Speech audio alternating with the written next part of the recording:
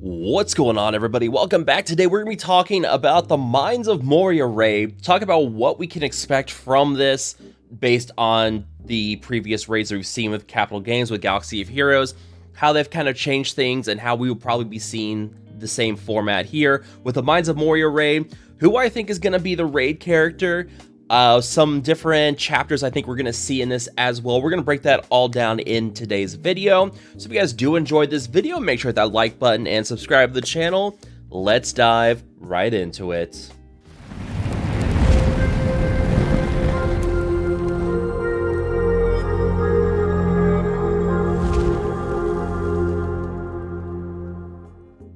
Alright, so the Mines of Moria raid, based on the Journey Ahead post that we have here from Capital Games, we know that it will be at first we'll start with level 20, where we get the first notification of the raid coming. This will be based within our guild, and our guild will be able to choose what difficulty and what chapters we want. There's going to be 4 chapters in total, and we get a little bit of tease here with what we can expect here within it. They'll be trashed by orcish interlopers, so we're going to be fighting orcs at some point. There's a cave troll, which is interesting because we're going to come back to that here in a moment. And then, of course, the Balrog. So the first assumption is that this is going to be the story of the Fellowship of the Ring going through the Mines of Moria. And this is a little interesting because the rights to this game are based on the books, meaning that what we see happen in the books within Moria is what we're going to see within this game. We can't really go off of what was in the movies, and that's going to be interesting here with the Cave Troll. Because you think Cave Troll, you automatically think, okay, Frodo's going to get attacked by the Cave Troll. That's not in the books. I thought it was. I got corrected by someone on Discord. It's actually a Goblin Chieftain who attacks and stabs Frodo in the books. So I'm already curious about where this Cave Troll is coming from, because I'm sure everybody thinks, okay, you know, it's the Cave Troll from the movies, but they can't copy the rights from the movies. So I'm curious where this Cave Troll, that was my first issue, is maybe we're not exactly getting a one-to-one story of the Fellowship. And I think this is also going to be part of, if you remember, when they get to Balin's tomb in the books in Moria, Gandalf starts reading a book, and he reads a few pages and talks about different battles leading up to the dwarves losing Moria. And I'm wondering if it's going to be part the Fellowship going through Moria and part flashbacks and like the battle for Moria between the dwarves and the orcs. And I wonder if we're going to get part Fellowship, part like flashbacks, that kind of thing. Obviously we're going to have the Balrog, so that's going to be the end, and that's going to be Gandalf fighting the Balrog, or you guys find the Balrog. And I do think Gandalf is going to be the reward for the raid, and I think because of one right here, powerful friend.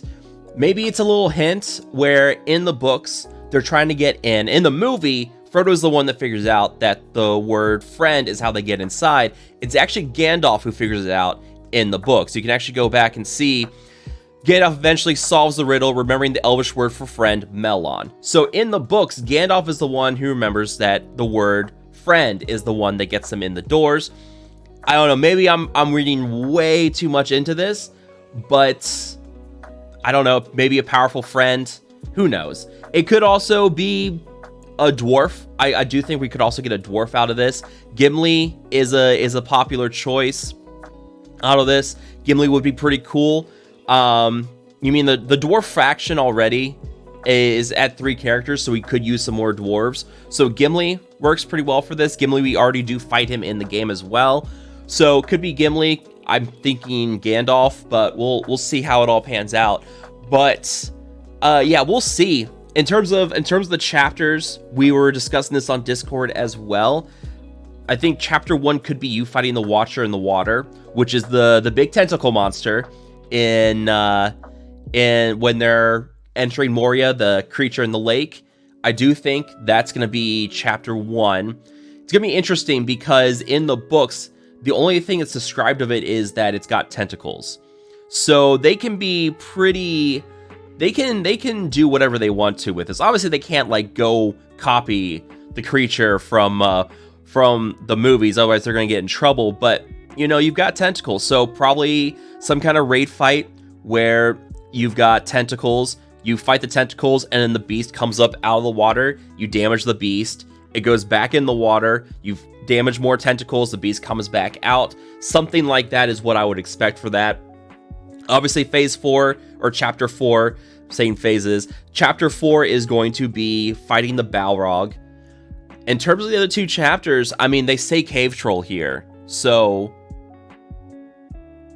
I mean, yeah, if you're fighting a Cave Troll, that's got to be one of the other chapters.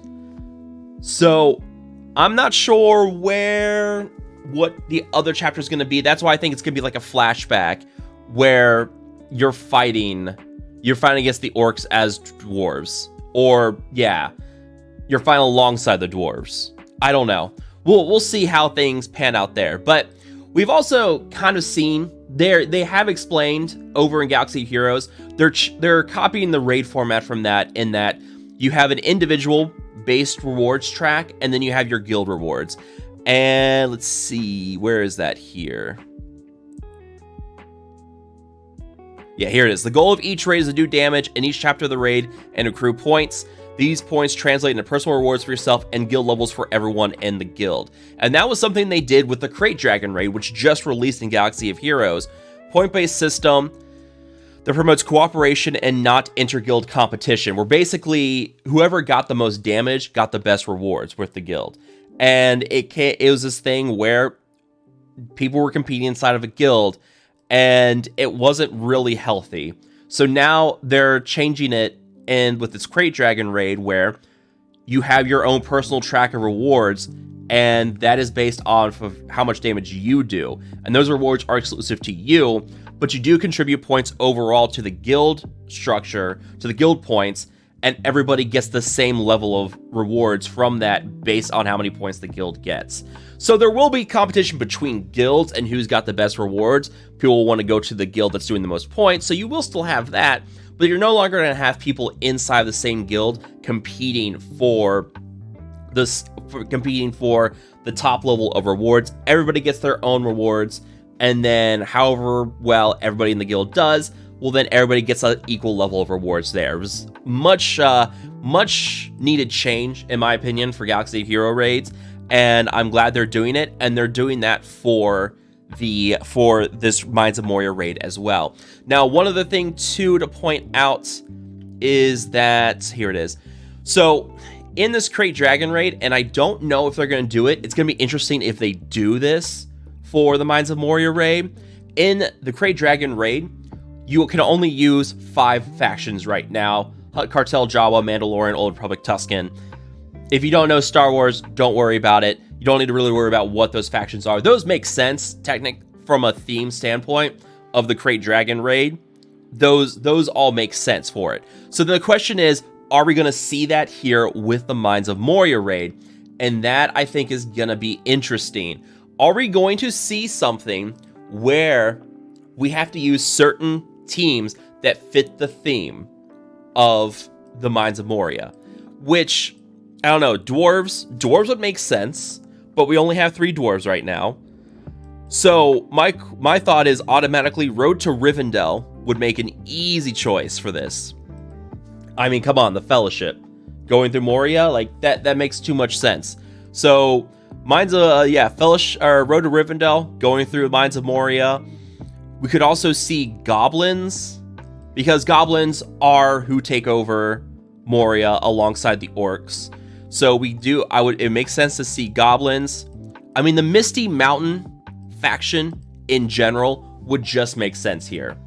So, you have your goblin faction here with the Great Goblin lead, and then you have this Misty Mountain squad with Bolg, Tordok, Naraz, the Brute, if you end up buying him in the supplies section.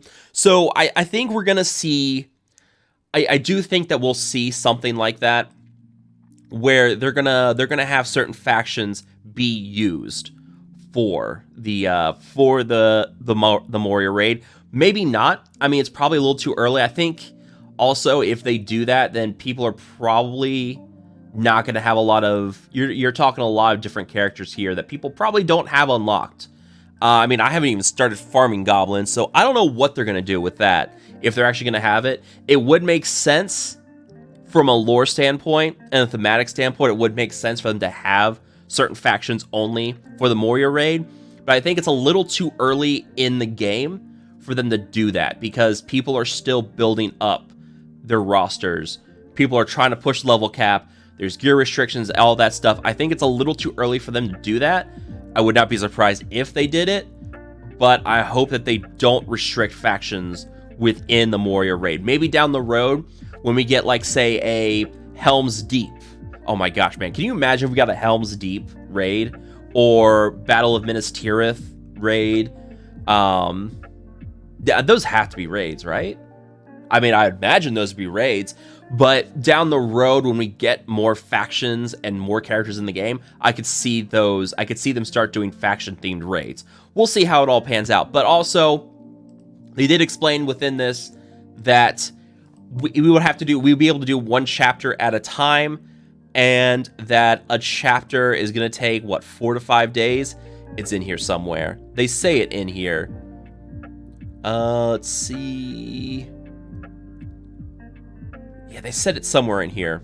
I'm probably looking right at it. Releasing chapters one at a time over the course of a couple months.